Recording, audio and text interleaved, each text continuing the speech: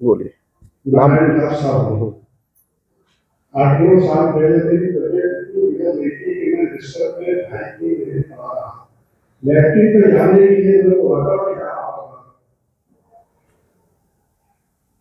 7-8 साल तक मैं डॉक्टरों की दवा खाते रहा, कोई फायदा नहीं हुआ। फिर मेरा लड़का इस तब सेवा शिविर संस्था से जुड़ा, उसने मेरे को बोला करो पापा आपकी तरफ सेवा शिविर से ठीक हो जाएगी। मैं इस संस्था से जुड़ गया। जुड़ने के बाद में धीरे धीरे आपने सीखे मैं आपके सामने दर्शन कर रहा हूँ, मैं चलने लगा। संस्था का इतना आभारी मानता हूँ कि ये समझ मेरा दूसरा कर्म हुआ। मैं मस्त जीवन जी रहा हूँ। ऐसा जीवन कोई बीमारी नहीं, कोई तकलीफ नहीं। आपकी बार मेरे डॉक्टर से सेवा की राय जो कोई बीमारी नहीं है। ये सारा तरफ सेवा सुविधा के आशीर्वाद से काम होता है। गुरु जी की मेरे ऊपर ऐसी कृपा है कि मेरे को बहुत ध्यान दिया। ऐसा ध्यान दिया कि जैसे पिता बेटे का ध्यान रखता है। ऐसे गुरु मिलने के बाद में अपने को क्या होगा? राम नाम की कृपा रही, गुरु का आशीर्वाद रहा, उस धरती का जीवन सफल। मेरा जीवन सफल हो गया। आज मेरी बढ़िया स्थिति है, वो बेटे है, बढ़िया काम कर, कोई बात नहीं। कहाँ से हो? खामोश से मैं काम कर, ये तुम्हारे उनको डीपी रोड पे रहना है मेरा। भागवत जी का काम भी लोग मुझसे कहते हैं, बढ़िया जीवन जी रहा हूँ। ये सब तब से बस सुविधा का ही आशीर्वाद। आपको क्या क्या तकलीफ थी वो भी बताओ। तकलीफ ये थी कि मैं खा नहीं रह सकता, पैरों में बहुत सुविधा आती थी, खान पान बराबर नहीं होता था, डिस्टर्ब भी पड़े रहता। राम नाम का भजन करते पड़े रहे, आपकी गुरु की ऐसी कृपा होगी कि आज मैं आपके सामने है। आपको शुगर भी थी ना? शुगर मेरे पास मेरे को 400 450 शुगर थी। मैं 18 गोलियां खाता था और 3 इंसुलिन हर दिन देता था। 3 इंसुलिन 5,500-6,000 रुपये महीने का खर्चा मेरा वो 7-8 साल था। एक तब से वो शुगर में मेरे को आज मैं एक गोली भी नहीं खा।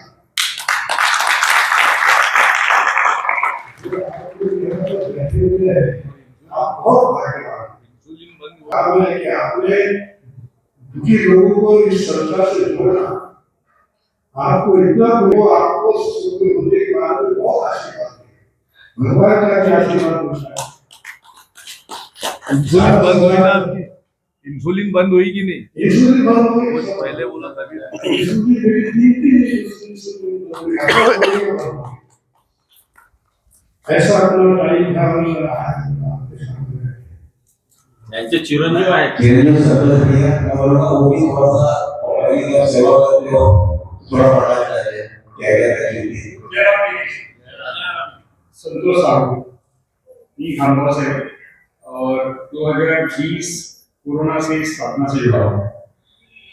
ऐसा सुनते हैं, ऐसा बोलते हैं कि शुगर की जो बीमारी होती है वो अनुवांशिक होती है और ऐसा मुझे लगा भी क्योंकि पहले हमारे नानाजी को थी, उसके बाद हमारी मम्मी को, पापा को भी शुगर, फिर हमारे दीदी को, फिर हमारे भैया को और 2020 जून जुलाई में मुझे भी शुगर हो गई। पहली बार 3 महीने करके दवाइयाँ वगैरह ली, अपोलो में शुगर की स्पेशलिस्ट है, उनके पास इलाज चल रहा था। फिर हमारी कंपनियां मम्मी जिन्होंने मुझे जीवनी शक्ति किताब लाई। कोरोना काल चल रहा था, इसलिए सीडी वगैरह का कोई था नहीं। किताब पढ़ना शुरू किया तो थोड़ा सी पढ़ा था कि भोजन में शक्ति नहीं, समझ में नहीं आया क्योंकि 2 घंटे तो सुबह करता बहुत ताकत आती है, दिन भर काम करना पड़ता है। वापस पढ़ा उसको और पढ़ते पढ़ते पूरा समझ में आ गया। इसलिए मम्मी का हमेशा एहसान रहा कि उन्होंने किताब दी और उसी से फॉलो किया, कोई सीरीज नहीं किया। जीवनी शक्ति विकास पढ़कर ही मैंने फॉलो किया। 2020 जून जुलाई के आसपास की बात है। उसके बाद धीरे धीरे साधना में ऊपर में चला गया। तो गांधी जी ने मुझे एनिमा अवार्ड गिफ्ट दिया।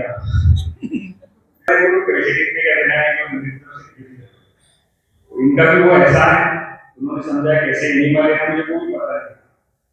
वोमन के बारे में सब वोमन वगैरह करना है, क्योंकि शिविर में यही नहीं उस समय धीरे धीरे साधना शुरू हुई और उसके रिजल्ट लगे। शुगर था, बीपी था, थायराइड था, सारी तकलीफें थी, वजन मेरे 87 के आसपास था। साधना होते चली गई, समय निकलते गया, धीरे धीरे असर हुआ। वजन घटते घटते घटते करीब 3 से 4 महीने करीब 70 केजी के आसपास आ गया। 17-18 किलो वेट हो गया और हर महीने शुगर चेक करता था, शुगर डाउन होती चली गई है, कंट्रोल में है। दवाई टोटल बंद, 3 महीने में कुछ भी गोलियां खाना बंद, तब से लेके अब तक की कोई गोली नहीं। और उसके बाद अभी भी हर 3 महीने में कोशिश चेक करते रहता हूँ, ब्लड शुगर चेक करता हूँ। अभी तक की शुगर ऊपर आई नहीं। उसके बाद पापा की पोजीशन बहुत ज्यादा खराब थी। पापा लगभग बिस्तर पर ही थे। पापा को बताया कि किस तरह से अपने को फॉलो करना है। धीरे धीरे उनको सुबह का नाश्ता बंद करवाया, सुबह हीट शुरू किया, दोपहर में सलाद शुरू किया, बिना शिविर के। फिर खंभों में शिविर हुआ था 2021 में। वो शिविर पापा ने किए और पापा का माइंड भी उसके बाद खुल गया। और धीरे धीरे हम दोनों तीनों, हमारी मिसेज भी हैं, वो भी इसी साधना में हमारे साथ में है। पूरा परिवार जुड़ा हुआ है। आज बेहतर रिजल्ट। हमारे पापा की 80 साल, 75 साल के आसपास इनको ऐसा लगता था कि पता नहीं मैं कल जाऊंगा कि परसों जाऊंगा या जाऊंगा, मतलब चला जाऊंगा, स्वर्गवासी हो जाता था। पर आज पापा का कॉन्फिडेंस इतना ज्यादा है कि वो आज भी ये बोलते हैं कि तिरुपति जा रहा है, मुझे नागपुर जा रहा है, मुझे यहाँ जा रहा है।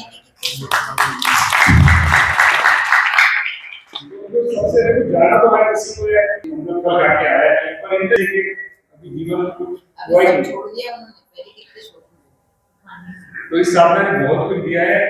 अनमोल है ये चीज, इसके बारे में जितना कहे उतना करो। मेरा तो छोटा सा हुआ है, खास बात है यहाँ पे कुछ लोगों को देखता, अब बंदा के दिनों से यहाँ पे है, 4 दिन में उसमें फर्क हो गया। तो आप तो महसूस करोगे कैसे करते हैं, सबके अपने अपने अनुभव है, कि अपने आप को ही से समझना पड़ता है कि साधना से मिला है। धन्यवाद।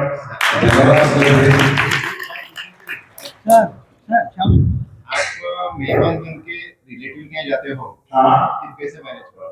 क्या हुआ, 4 दिन के लिए कोई मैनेज कर लेता है। ये ऐसी साधना तो नहीं कि अपने को यही करना ही पड़ेगा। एक दिन की साधना छोड़ो, घर पे आ रहे हो, शुरू करो, वापस आ सकते हैं। कि शादी ब्याह में हम लोग जाते नहीं है, नहीं कोई प्रॉब्लम नहीं होती, उससे क्या फर्क पड़ रहा है। घर पे आने का वापस वहाँ पे वैसे ही करेंगे। आप भी घर पे कोई फर्क नहीं पड़ता है इसमें। ये ऐसा नहीं है कि साधना में कि आपको हमेशा यही करते रहना है। कभी अगर 19-20 हो गया तो उपवास करो, क्या फर्क पड़ रहा है। ठीक है, धन्यवाद। और किसी थैंक यू। तुमच्या मनामध्ये ज्या शंका आहेत की आपण नातेवाईकांकडे गेलो तर आपण आपलं रोजचं रुटीन कसं मेंटेन करायचं, हा विषय आहे तुमचा। याच्यामध्ये 1-2 किंवा जेवण करायचं काम, नाश्ता करायचं काम, त्याने काही फरक पडत नाही।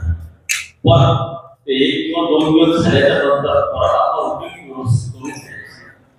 तुमचं रुटीन जर तुम्ही केलं तुमच्या डोळ्या पण होतील नाही, तुमचं इन्फ्लुएन्स होणार नाही, तुम्हाला भविष्यामध्ये जे काही अडचणी यायच्या त्या थांबतील। पण तुम्ही जर हे सर्व व्यवस्थित फॉलो करत गेले आणि मला तरी नाही वाटत काही त्रास होईल। कुठं जायचं म्हटलं तर आपण सोबत फ्रूट्स वगैरे घेऊ शकतो, नाही जेवण करणार आपण फ्रूट्स घेऊ शकतो, आणि दुनियाकडे मिळतात काही अडचण नाही। त्याची महत्वाची तुम्ही आता उपवास शिबिर करा, तुमच्या लक्षात येईल की तुम्हाला जेवणाची गरजच नाही। आम्ही लोक 9 दिवस फक्त सकाळी 1 ते 3 ग्लास शहदाने पाणी घेतो आणि संध्याकाळी शहदाने पाणी घेतो। 8-9 दिवस वापरतो तसेच काही न घेता, म्हणजे जेवणाची आवश्यकता खरोखर आयुष्यामध्ये तुम्हाला असं वाटेल गरज नाही याची। पण शरीराची जे चयापचय क्रिया आहे त्याच्यामध्ये शरीराची जी झीज होते ती भरून काढण्याकरता तुम्हाला काहीतरी टाकणं जरुरी आहे. त्याच्याकरता हे सर्व घ्यावं लागतं. आपण सर्वजण आता दिवशी वेळ झाली काही सर्व घेऊ शकतो आणि मी माझा अनुभव हा तुमच्याकडून